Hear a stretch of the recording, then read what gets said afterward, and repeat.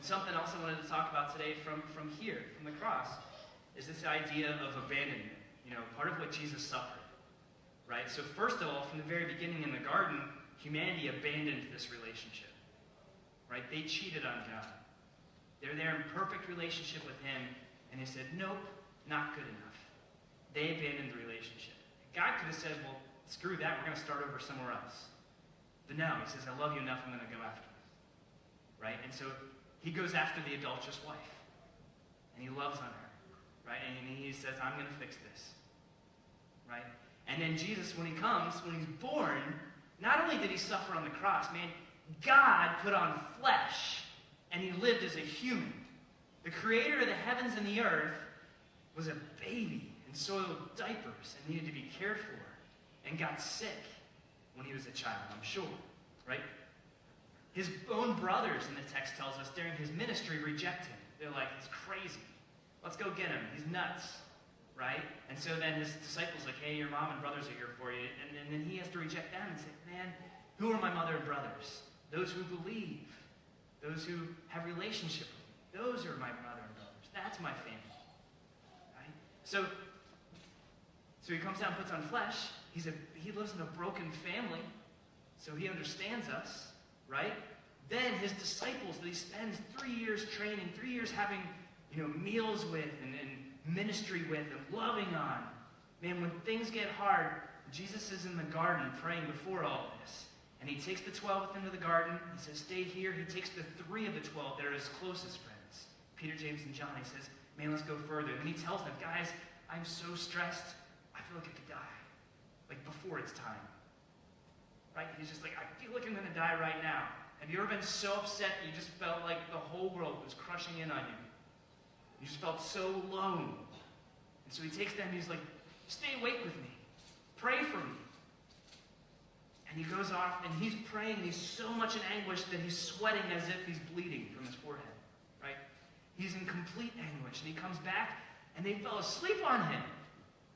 They didn't even care.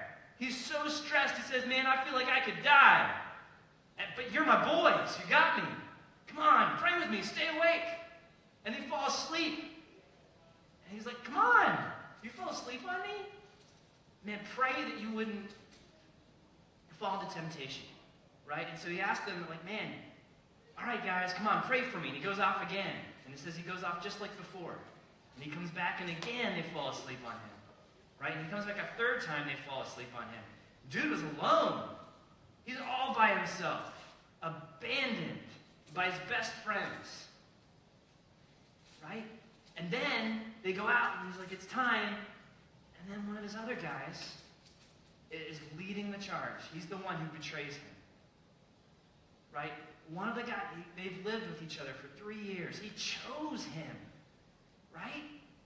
He chose him. And this guy kisses him to give him away. Again, he's been abandoned. Right? But by his closest friends. He gets what rejection's like. He knows what it's like to have people to say, I care about you, but then they're not there for you when you need them. And then Peter, he had told him, man, Peter, before morning, before the rooster crows 3 times, you're going to deny knowing me. Right? And Peter's like, nah, man, I'm good. I got this. I got your back. So Peter does follow to where they have this trial.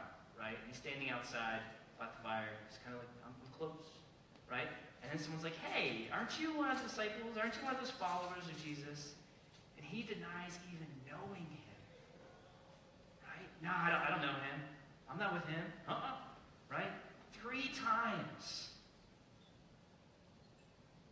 Right? And so then, here's Jesus. He's being beat. He's being, they're getting ready to crucify him. They're mocking him, beating him, and he's completely alone. Everyone on earth that he's loved, that he's known, he's been in a relationship with, has abandoned him. The guys that said, man, I'm with you all the way to the end, even if it means death, gone. I don't even know you. Right? And he's being tortured. And they put him up on a cross. They drive nails through his arms. Right? And they're mocking him again. They put him up on the cross. And in the very end, he even says, my God, why have you forsaken me? Right? This is This is what was causing such anguish in the garden. Because he knew by doing this for us, by being crucified for this, there had to be this moment where he's completely separated from his Father. Right? And John 1 tells us that, again, before creation, Jesus was already continuing to exist. He's had eternal relationship with the Father. It's hard enough for us, when you have a human relationship, to have that broken, to have them give up on you or walk away from you, right? That is one of the deepest pains anyone can feel in this life, right? But here's this man who is God, who has been eternally in this relationship with someone else. And there has to be this point where they break, right? Where he's completely abandoned because he's bearing our sin, right? It's not child abuse. It's not divine child abuse. He chose to come and die for us. But there had to be this moment where he's separated from his Father. And so at that point, Jesus is in the darkest of dark moments, right? And really, the whole earth is covered in darkness at this point. It tells us from 12 till 3. Right? So there's this moment there where the earth is dark. You can't see anything. All creation seems like it's just ceased to exist. And the Father has been separated from the Son. Jesus understands abandonment. Jesus chose to be abandoned for you, right? For me, to cover our sin. And so not only is that a great gift that he's done for us, but man, our God understands us. He's not just this heavenly being who's off in the distance and just like, well, I see you, I'll help you, I love you, right? He's like, man, I feel you. I felt that. I was alone.